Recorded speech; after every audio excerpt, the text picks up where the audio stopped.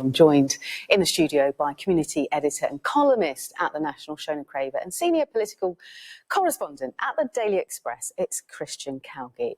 I'm so glad you made it in today. The weather is causing all sorts of drama across the UK, but I think where we are, it's quite calm. We're sheltered.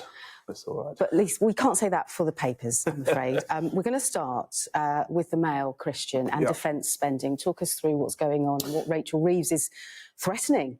Yeah, well, it's certainly the most sort of favourable Mail splash about Labour for quite a while.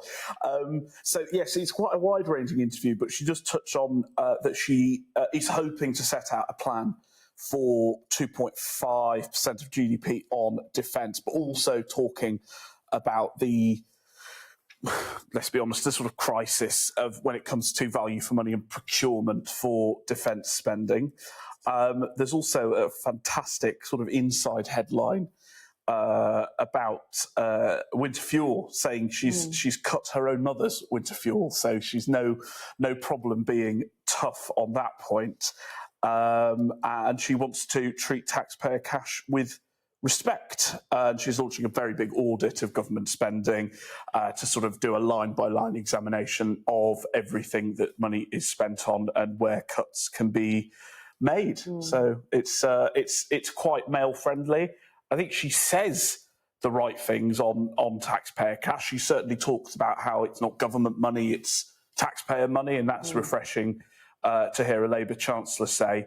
But you know, on the defence thing, I think she's certainly right that it all comes from what she describes as an envelope of government spending, so she can't spend more on defence without cutting other areas. Yeah, and in an ever volatile world, lots of readers of the Mail will want her to commit to that target of spending 2.5 on defence. Yeah, and we'll see some of the reasons why we need that in the next one. But I do enjoy these completely meaningless quotes where she says, there's not some magic pot for any area of government spending. It has to come out of a spending envelope.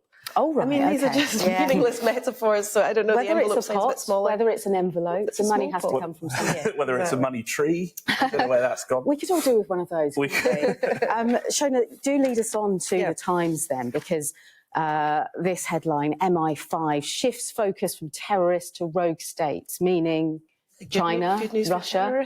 Yes. So China, Russia and Iran, you do worry about these sorts of headlines and think, what is the benefit of the head of MI5, Ken McCallum, giving this interview to Simon Case, who, you know, a familiar name, he's now the outgoing Cabinet Secretary. This is a podcast for civil servants, and the Times has obtained a copy, and he is talking about paring back the focus on counter-terrorism to deal with the growing threat posed by Russia and other hostile states, and making uncomfortable choices, and talking about how there was a bit of a 20 to 30 year holiday from having to think about rogue states as the sort of primary target, but that now that has to be the focus again. So, you know, obviously this is about money, as everything is. We'd like to be able to look at all of these risks all at once.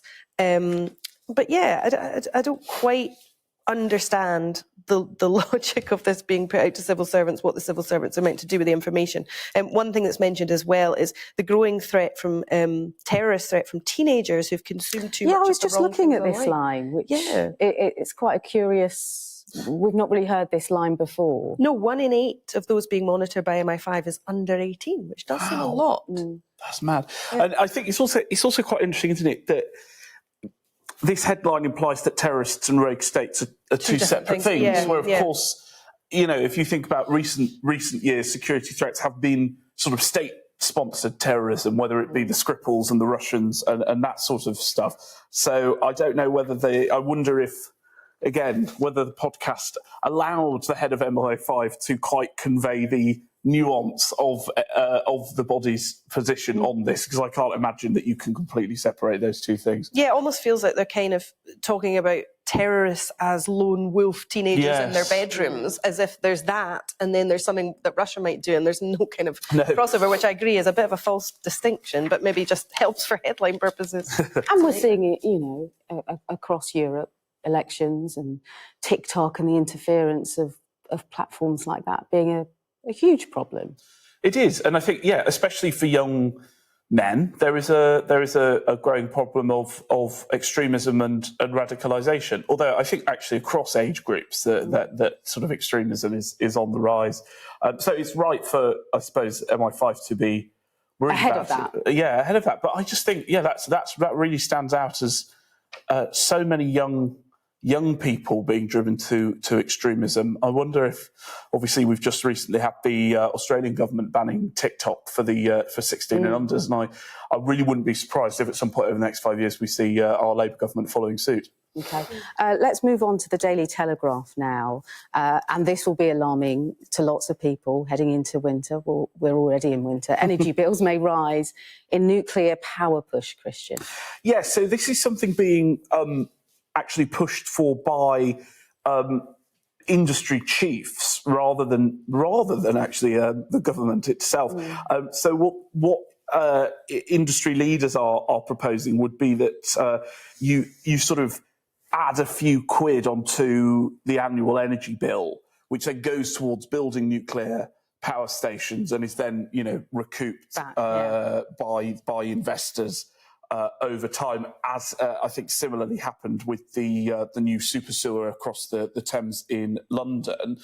Obviously, this is very tricky because I think all governments, actually all of the main parties in Britain are now ostensibly pro-nuclear power in a way that they weren't necessarily 15, 20 years ago.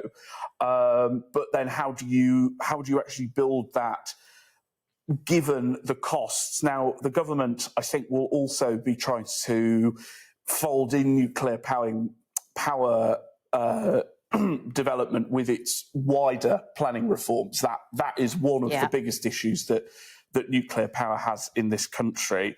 And I know that, especially under the previous government, we know they're not talking about Hinkley Points and it's massive. They're talking about small nuclear reactors that could be in smaller towns. Now, a Whitehall source has said that the government is open to more nuclear, but it needs less public funding and more private funding. Which we've heard that a lot. Eminent. We have heard that before.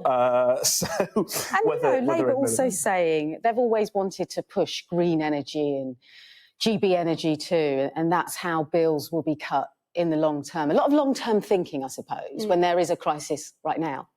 Yes, exactly. And I mean, the question of what is the best kind of green, what is green energy, what's the best kind, and the fact that so many other governments, national governments, are profiting from our renewable energy in Britain. I think people will just go, again, it's actually the British consumers that lose out, regardless of the fact that it's being produced in this country. We'll get shafted one way or another. Okay, we'll have to leave it there. We'll squeeze more in the next hour. But Shona and Christian, thank you so much for your company. We'll be back after a short break.